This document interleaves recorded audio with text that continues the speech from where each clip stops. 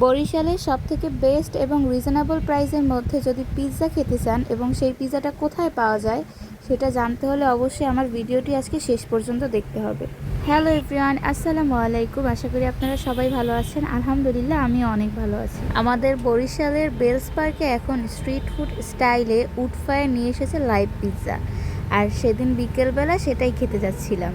এখানে আপনারা যে পিৎজাটি অর্ডার দেবেন সেই পিৎজাটি কিভাবে বানানো হচ্ছে এবং এর মধ্যে কি কি ইনগ্রেডিয়েন্টস দেওয়া হচ্ছে সব কিছুই আপনি নিজের চোখে দেখতে পারবেন। এক কথায় বলতে পুরো পিৎজাটাই আপনার চোখের সামনে তারা তৈরি করে দিচ্ছে। পিৎজা তৈরির সম্পূর্ণ প্রসেস আপনি নিজের সামনে থেকে দেখতে পারবেন, যেটা কোনো বড় রেস্টুরেন্টে গেলে সম্ভব না।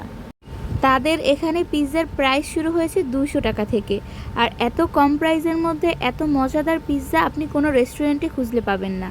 আমরা যেহেতু 2 জন ছিলাম তাই আমরা ওখানে গিয়ে অর্ডার দিই নাগা চিকেন পিৎজা, যেটা ছিল 9 ইঞ্চি এবং এটার প্রাইস ছিল মাত্র 250 টাকা। ভাবতেই অবাক লাগছে না বলেন তো? চিকেনে ভরপুর, চিজে ভরপুর, বিভিন্ন টপিংসে ভরপুর একটা পিৎজা 9 ইঞ্চির, যেটার দাম মাত্র 250 টাকা। পিৎজা বানাতে কিন্তু তারা কোনো কিছুতেই কিপটামি করছে না, আরও সব টপিংস বেশি বেশি করে দিচ্ছে, আর চিজ তো একদম ভরপুর। এখানে তাদের পিৎজার উপরে সব টপিংস দেওয়া হয়ে গিয়েছে, এখন শুধু বার্ন করা বাকি। তাদের পিৎজা বানানোর এই প্রসেসটা আমার কাছে খুবই ভালো লেগেছে। এখানে পিৎজা খেতে গেলে কখনোই অনেক সময় ধরে ওয়েট করতে হবে না, কারণ তারা খুবই কম সময়ের মধ্যে পিৎজাটা তৈরি করে ফেলে। অলমোস্ট আমাদের পিৎজাটা রেডি হয়ে গিয়েছে, এখন সার্ভ করা বাকি আর খাওয়া বাকি। পিৎজাটা দেখতেই খুব লোভনীয় লাগছিল, ওয়েট করছিলাম কখন খাবো আর আপনাদের সাথে পিৎজার টেস্ট কেমন ছিল সেটা শেয়ার করব। পিৎজা দেখে লোভ লাগলে আমার কিন্তু কিছু করার নেই, দেখতেই তো পাচ্ছেন পিৎজাটা কতটা সুন্দর লাগছে। পিৎজাটা অনেক গরম ছিল যার জন্য আমি খেতে পারছিলাম না, আর দেখতেই তো পাচ্ছেন পিৎজাটায় কতটা পরিমাণে চিজ দেওয়া।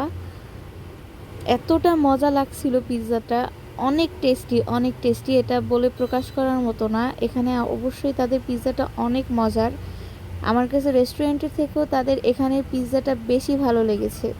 আমরা যেহেতু দুজনেই ঝাল খেতে খুব পছন্দ করি তাই আমরা অর্ডার দিয়েছিলাম নাগা চিকেন পিৎজা, আর এই নাগার ফ্লেভারটার জন্য আরও বেশি ভালো লাগছিল আমাদের কাছে। আমি অবশ্যই সাজেস্ট করব সে সকল ভাইয়া এবং আপুদের যারা স্টুডেন্ট এবং যাদের পিৎজা অনেক পছন্দ কিন্তু অনেক বেশি প্রাইসের জন্য রেস্টুরেন্টে গিয়ে খেতে পারছেন না, তাদেরকে এখানে অবশ্যই একবার হলেও ট্রাই করে দেখবেন। এখানের পিৎজাটা সত্যি অনেক মজা।